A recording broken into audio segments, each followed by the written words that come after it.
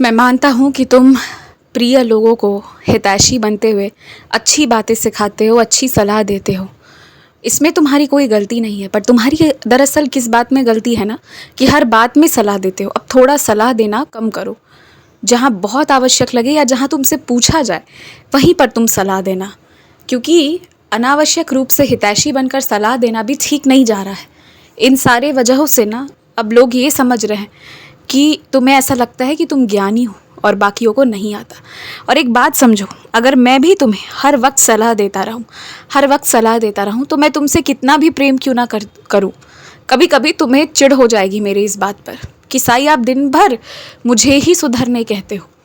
और अगर सलाह देना आवश्यक है तो उसके साथ साथ जहाँ पर कुछ अच्छा किसी ने किया हो ना, वहाँ पर उससे शाबाशी दो।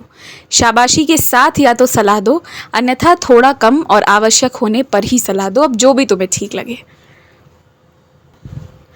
बरसात के मौसम में बाहर का खाना खाने से बचना और घर से ही डब्बा लेकर जाना। अगर घर से नहीं ले जा सकते हो तो उसी जगह उसी दुकान में जाकर खाना जहाँ साफ़ सफाई से बनाया जाता हो। 10, 20, 50 रुपए बचाने के चक्कर में अपनी तबीयत ख़राब मत कर लेना। ध्यान रखना इस बात का। तुम्हें चांदी का कोई जेवर पहनने को किसी ने कहा है, सलाह दी है, तो तुम्हें वो पहनना चाहिए। और वैसे भी मैं तुम्हें भेंट में इस बार चांदी ही देने वाला था, फिर मुझे लगा कि जो तुम्हारे पास पहले से है, कई सालों से है, कुछ तो मेरी चंद बेटियों को शादी में भी मिली थी, वो सब का भी अब तक उपयोग नहीं हुआ है।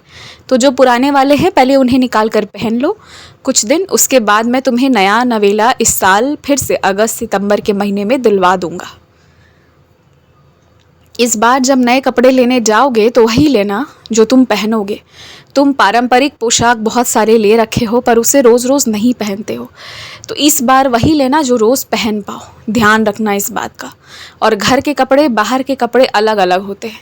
जो कपड़े घर में पहनते हो वो घर के लिए रखो, और जो बाहर पहनते हो उसे बाहर में पहनो, घर पर आकर वापस मत पहनो। तभी वो कपड़े भी लंबे समय तक टिकेंगे और उसका सदुपयोग हो पाएगा। छोटी छोटी आदतें हैं, पर अगर ये अच्छी हो जाएं तो सच में जीवन बदल जाएगा।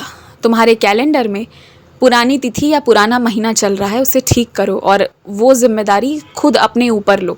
और इन चीज़ों में कि मुझे बहुत काम है, मैं कर नहीं पाया, मैं भूल गया, ऐसा कोई बहाना मत करो। खुद जिम्मेदार बनो और ये काम करो। मेरे आशीर्वाद से तुम्हें धन उन स्रोतों से भी मिलेगा जिसकी तुम्हें कोई उम्मीद नहीं थी, जहाँ से तुम्हें कोई गुंजाइश लग नहीं रही थी। बस ज़रा इंतज़ार करो और देखो अपने साई का करिश्मा। आयुष्मान भव, दीर्घायु भव।